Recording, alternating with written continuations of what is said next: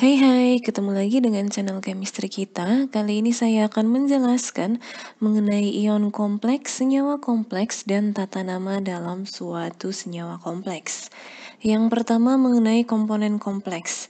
Nah, senyawa kompleks itu adalah suatu senyawa yang terbentuk dari ion sederhana, bisa kation maupun anion, serta ion kompleks, di mana dalam suatu kompleks ini dia memiliki 4 komponen.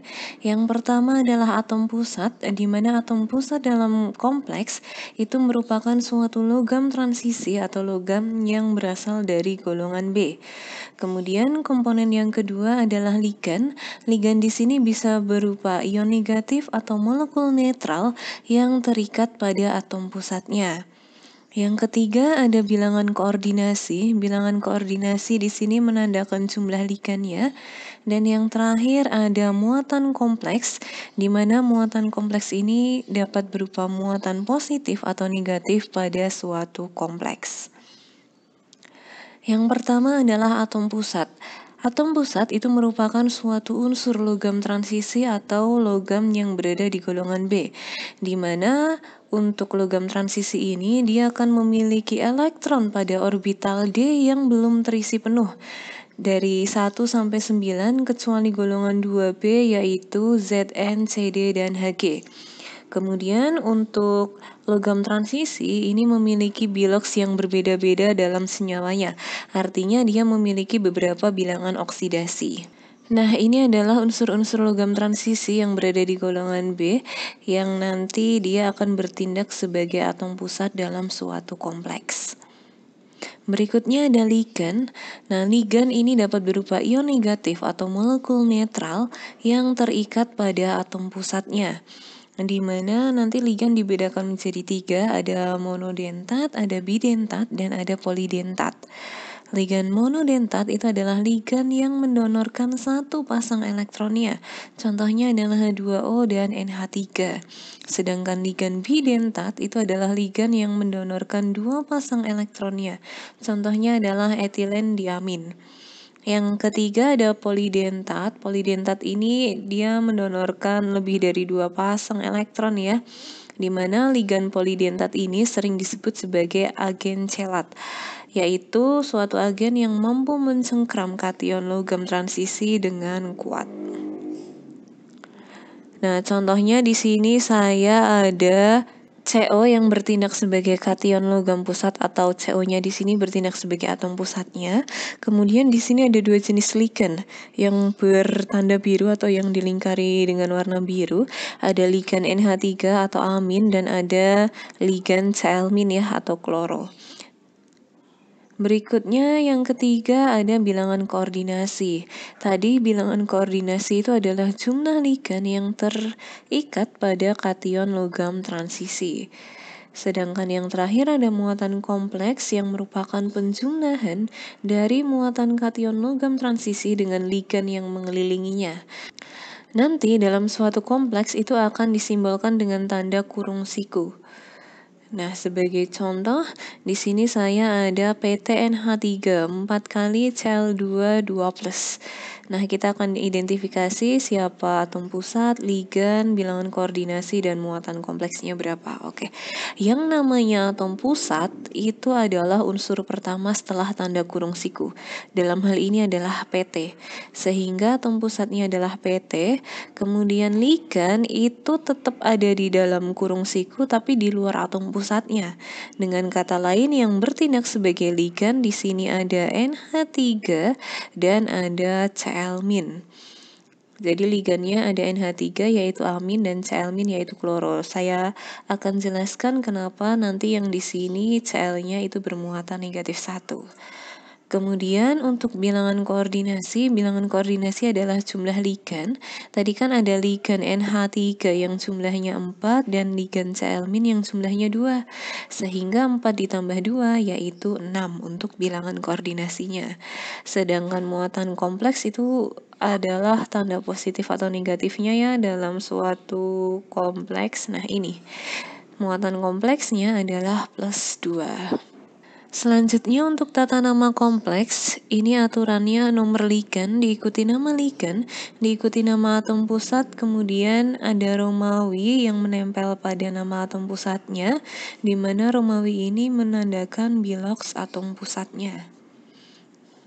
Nanti jika ada 2 ligan atau lebih, maka penamaan ligannya akan kita urutkan sesuai abjad.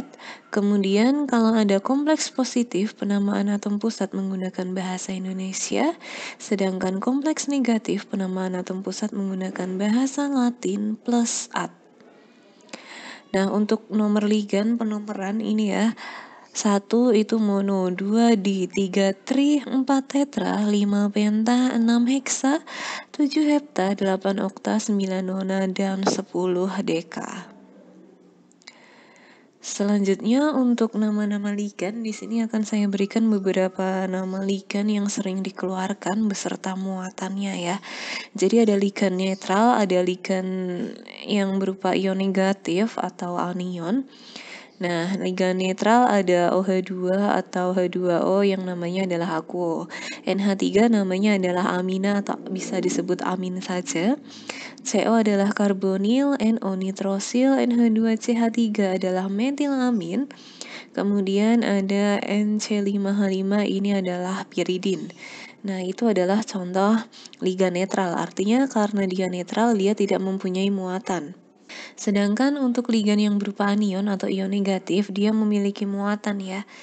Seperti NO2-. Jadi di sini NO2 nanti muatannya adalah -1. Namanya adalah nitro. CO22- atau bisa kita singkat CO32-.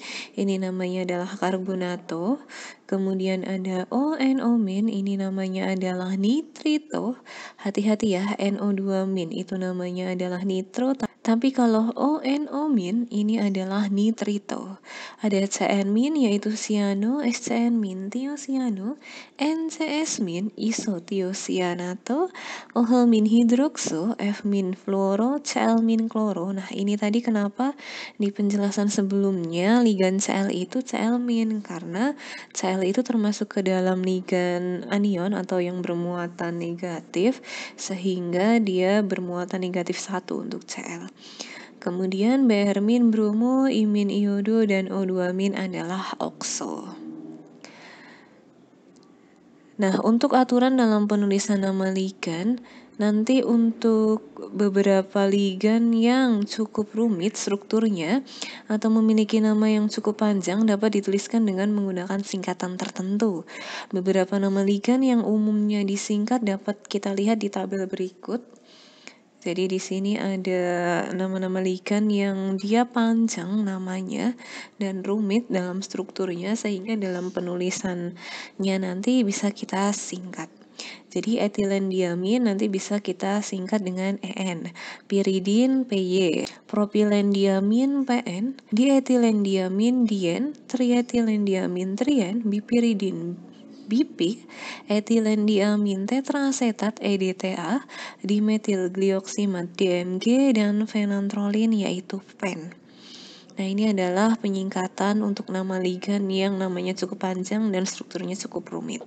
Berikutnya saya berikan tabel nama atom pusat. Tadi kan ada kompleks positif yang kita akan menggunakan nama Indonesia untuk atom pusatnya, sedangkan untuk kompleks negatif, atom pusatnya kita menggunakan bahasa Latin plus at.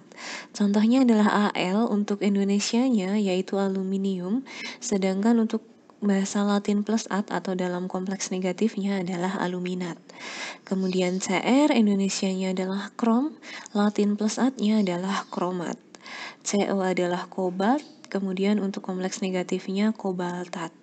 Cu itu namanya tembaga, kemudian nama di dalam kompleks negatifnya adalah kuprat.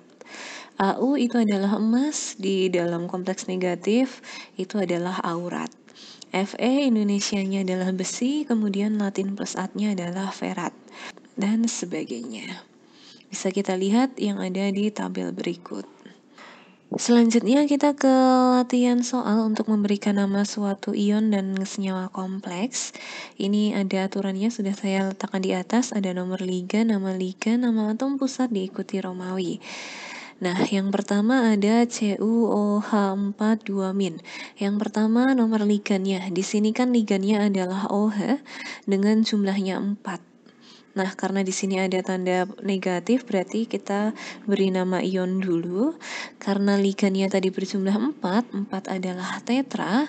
Kemudian OH, di sini OH itu namanya adalah hidrokso. Berarti tetrahidrokso. Kemudian kita akan menentukan nama atom pusatnya karena di sini kompleksnya negatif. Nanti kita akan menggunakan bahasa Latin plus at ya untuk Cu-nya. Tapi sebelumnya kita akan cek dulu bilox dari Cu.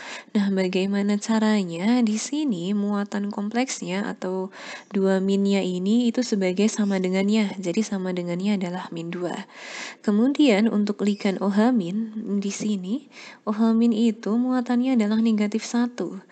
Nah, karena di sini OH-nya ada 4, berarti -1 dikali 4, yaitu -4. Tugas kita mencari bilox dari Cu. Jadi berapa dikurangi 4 yang hasilnya -2? Berarti hasilnya adalah +2. Sehingga untuk Cu itu nanti biloxnya adalah 2. Dengan bahasa Latin dari Cu adalah kuprat 2. 2 di sini menandakan biloxnya ya yang berwarna ungu ini. Kemudian yang kedua, karena ada tanda positif juga, nanti kalau ada tanda positif negatif, kita beri nama ion terlebih dahulu. Kemudian ligannya ada 2, yang satu NH3, yang satu Cl. NH3 ini namanya adalah amin di dalam tabel ini. Kemudian Cl itu namanya adalah kloro. Kalau ada 2 ligan atau lebih, penamaannya urut abjad. Amin dan kloro secara abjad duluan amin, berarti kita ke si amin dulu. Nah, amin atau NH3-nya ada 4. 4 adalah tetra. Kemudian NH3 adalah amin. Kemudian kita ke ligan Cl-nya, Cl-nya ada 2. 2 artinya di, Cl artinya adalah kloro. Kemudian kita akan cek bilox dari atom pusat Cr-nya di sini. Nah, tanda positif 1 ini dia sebagai sama dengannya, berarti sama dengannya +1. Ligan Cl-. Nah, Cl ini -1 berarti nanti dia muatannya -1, tapi karena Cl-nya ada 2, -1 kali 2 yaitu -2. Sedangkan NH3 termasuk ke dalam ligan netral, artinya kalau netral muatannya adalah 0. Kita tinggal cari muatan dari Cr-nya. Berapa ditambah 0 dikurangi 2 yang hasilnya +1. Hasilnya adalah +3. Sehingga nanti Romawi untuk si atom pusat Cr ini adalah 3. Dan karena di sini kompleksnya positif, berarti kita menggunakan bahasa Indonesia. Cr nama Indonesianya adalah krom 3. Kemudian yang ketiga di sini juga masih berupa ion karena muatannya ada. Jadi kita beri nama ion terlebih dahulu. Kemudian ligannya ada Cn dan ada NO2. Cn namanya siano, NO2 namanya nitro. Siano dan nitro itu secara abjad duluan siano. Jadi gini, nitro itu awalannya adalah N, siano walaupun awalannya S, tapi acuan Inggrisnya adalah C, ciano. Nah, siano ini karena Inggrisnya C, maka tetap yang duluan adalah sianonya ya, karena acuan kita di penulisan Inggrisnya.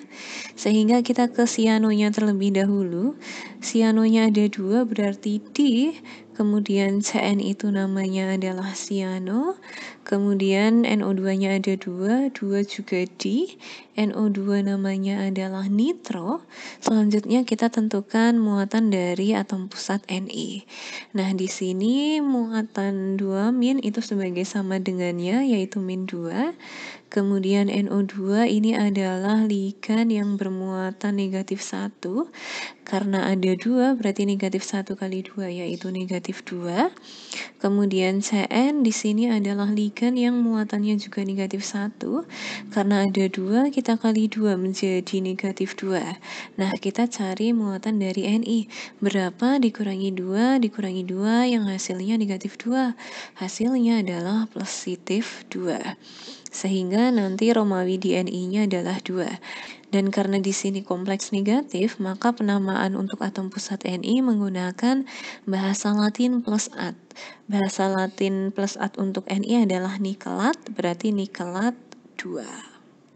Selanjutnya nomor 4 dan 5 ini adalah suatu senyawa kompleks. Kenapa saya katakan senyawa? Karena di sini tidak ada tanda positif maupun negatif.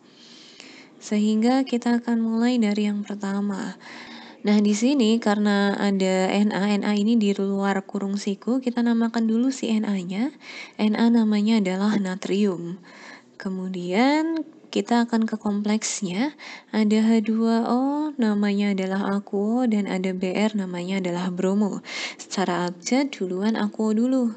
Nah, akuonya ada 2, berarti di. Kemudian untuk H2O tadi namanya adalah akuo.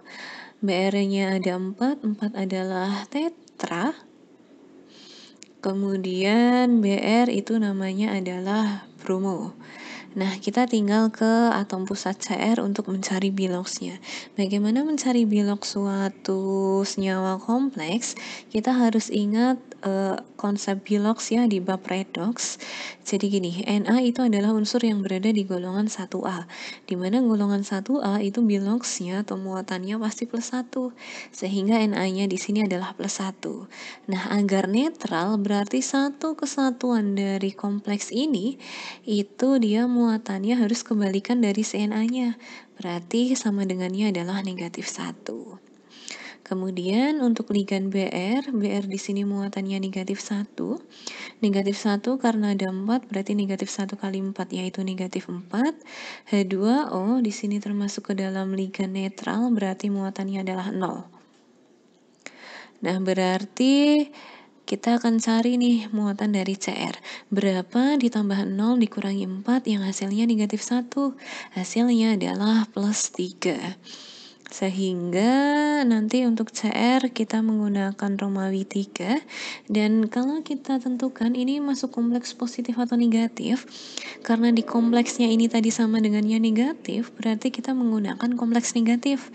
Sehingga penamaannya menggunakan bahasa Latin plus at. Cr itu bahasa Latin plus at-nya adalah kromat sehingga menjadi kromat 3. Selanjutnya untuk nomor terakhir nomor 5. Nah, di sini nomor 5 bedanya dia kompleksnya terlebih dahulu baru si ion bebasnya ya. Sehingga kita namakan kompleksnya terlebih dahulu. Ada H2O ini adalah akuo, ada NH3 namanya adalah amin. Akuo dan amin itu duluan akuo ya. Berarti akuonya ada 2 adalah di. Kemudian H2O namanya adalah akuo.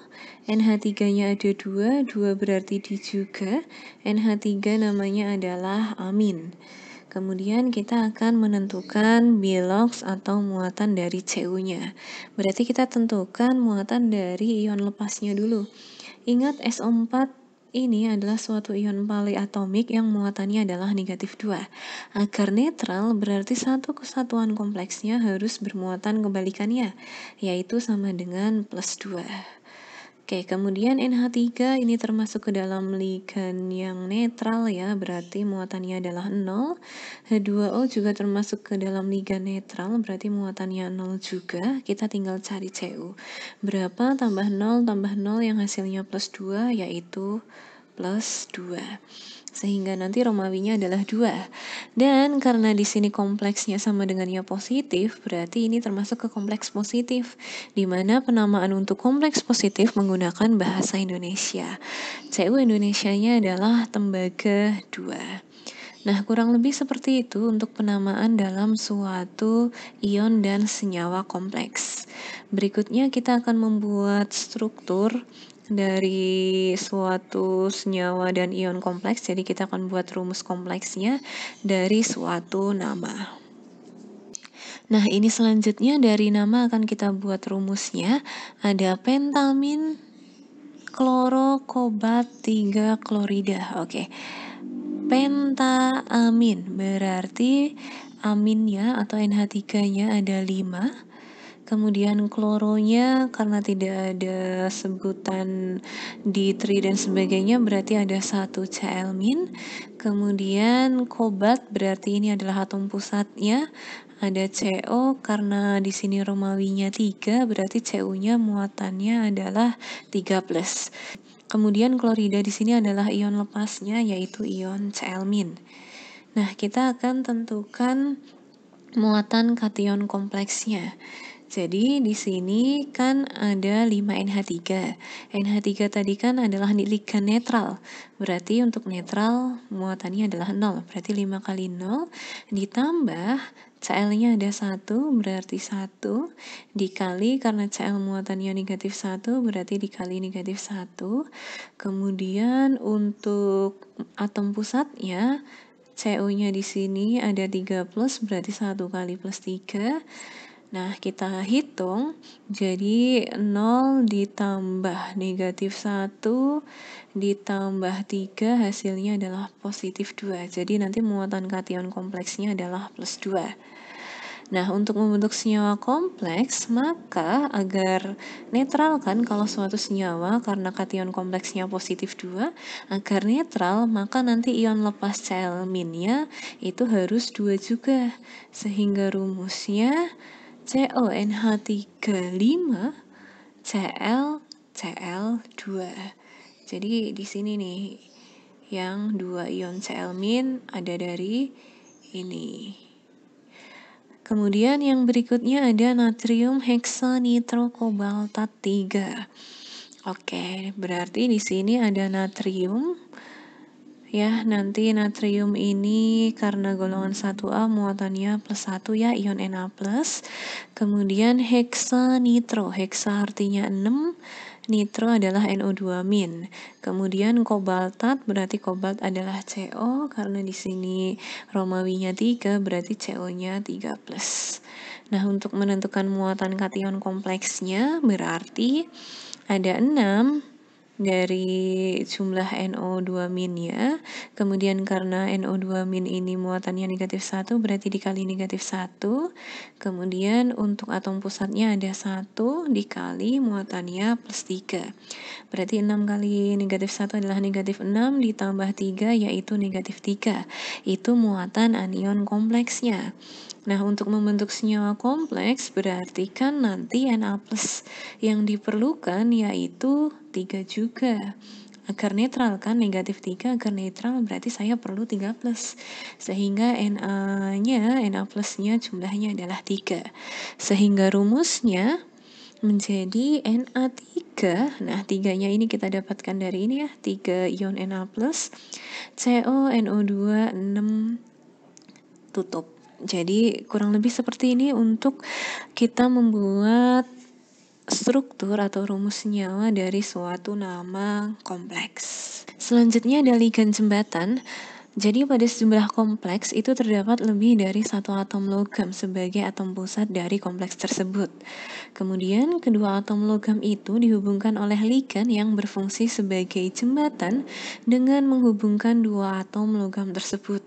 Nah, ligan semacam ini yang disebut sebagai suatu ligan jembatan, di mana ligan yang berfungsi sebagai ligan jembatan pada penulisannya akan diberi awalan mu.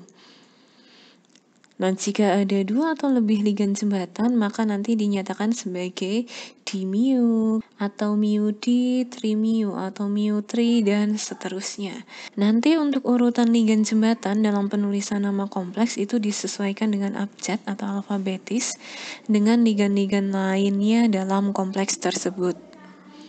Nah, sebagai contoh di sini ada ligan jembatan. Nah, ini kan atom pusatnya ada 2 ya. Ada CO-nya kan ada 2 nih. CO3+, CO3+.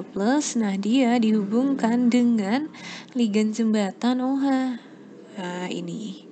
Jadi penamaannya di sini NH3-nya kan ada 4 di kiri dan ada 4 di kanan. Berarti totalnya 8. 8 adalah okta. Kemudian NH3 namanya adalah amin.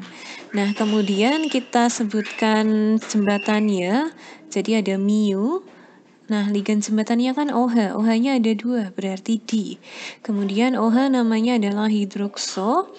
Kemudian karena atom pusat CO-nya ada 2, berarti di. Kemudian di sini kompleksnya positif, berarti menggunakan bahasa Indonesia saja, yaitu kobalt. Muatannya 3, berarti kobalt 3. Kemudian ada ion lepas, yaitu SO4 yang namanya adalah sulfat. Jadi seperti itu untuk penamaan dari suatu kompleks yang memiliki ligan jembatan. Selanjutnya untuk geometri kompleks bisa kita lihat dari jumlah bilangan koordinasinya. Jadi kalau bilangan koordinasinya 2, nanti geometrinya adalah linear. Contohnya adalah AG NH32+, CU CN2 min, dan sebagainya. Kemudian kalau bilangan koordinasinya 3, nanti geometrinya adalah segitiga datar. Contohnya adalah HGCl3 min, AGBRP, PH32, dan sebagainya. Kemudian bilangan koordinasi 4 berarti nanti geometrinya adalah tetrahedral. Contohnya ada di tabel dan sebagainya. Nah, di sini yang bilangan koordinasinya 4 itu ada dua bentuk geometri ya. Ada yang tetrahedral tadi dan ada yang bujur sangkar. Nah, bagaimana membedakannya? Bisa kita lihat dari hibridisasinya. Jadi untuk hibridisasi SP3, jadi untuk bilangan koordinasi 4 dengan hibridisasi SP3 itu yang bentuknya tetrahedral. Tapi kalau dia bilangan koordinasi 4 tapi hibridisasinya DSP2, maka nanti geometrinya atau bentuknya itu adalah bujur sangkar. Jadi bisa dilihat di tabel untuk menentukan geometri dari suatu kompleks. Bisa dilihat dari bilangan koordinasi dan hibridisasinya. Selanjutnya, aplikasi senyawa kompleks dalam kehidupan ada beberapa aplikasi. Yang pertama dalam bidang kesehatan, kemudian ada farmasi, ada industri, ada lingkungan, ada pertanian, dan lain sebagainya. Kita ke yang pertama yaitu dalam bidang kesehatan. Nah, dalam bidang kesehatan, nanti itu bisa kita terapkan pada penghilang rasa nyeri tulang yang disebabkan oleh metastasis kanker prostat, payudara, paru-paru, dan ginjal ke tulang. Ini telah berhasil dilakukan diagnosa dini dan terapi terhadap penyakit kanker. Kemudian ada juga pada proses pengikatan oksigen oleh Fe menjadi senyawa kompleks dalam tubuh. Berikutnya untuk kegunaan dalam bidang farmasi. Dalam bidang farmasi nanti seperti sulfadiazin dan sulfamerazin itu merupakan ligan yang sering digunakan untuk obat antibakteri. Keduanya merupakan turunan dari sulfonamid yang penggunaannya secara luas untuk pengobatan infeksi yang disebabkan oleh bakteri gram positif dan gram negatif tertentu. Beberapanya adalah jamur dan protozoa. Selanjutnya ada kegunaan dalam bidang industri. Dalam bidang industri, nanti di sini dapat digunakan untuk mengurangi bahkan menghentikan turunnya potensial fuel cell pada suatu katoda. Kemudian pada aplikasi rodamin B dan metanil yellow yang seharusnya dipakai sebagai pewarna pada tekstil, ini disalahgunakan menjadi pewarna pada makanan yang sering dikonsumsi. Ini aslinya manfaat tapi sering disalahgunakan ya. Manfaatnya kan harusnya digunakan sebagai pewarna pada tekstil, tapi sering disalahgunakan menjadi pewarna pada makanan. Nah, ini yang berbahaya nanti. Kemudian kegunaan berikutnya pada bidang lingkungan. Jadi pemanfaatan senyawa kompleks ini sebagai absorben gas NOx sehingga dapat mengurangi dampak negatif pencemaran lingkungan seperti polusi udara. Kemudian untuk kegunaan pada bidang pertanian, nanti pelapisan pupuk nitrogen dengan asam humat menghasilkan pupuk urea yang lebih tidak mudah larut untuk peningkatan efisiensi. Oke, cukup sekian untuk penjelasan dari ion kompleks, senyawa kompleks, beserta tata nama dan kegunaannya. Jika ada yang mau ditanyakan, silahkan ditanyakan. See you.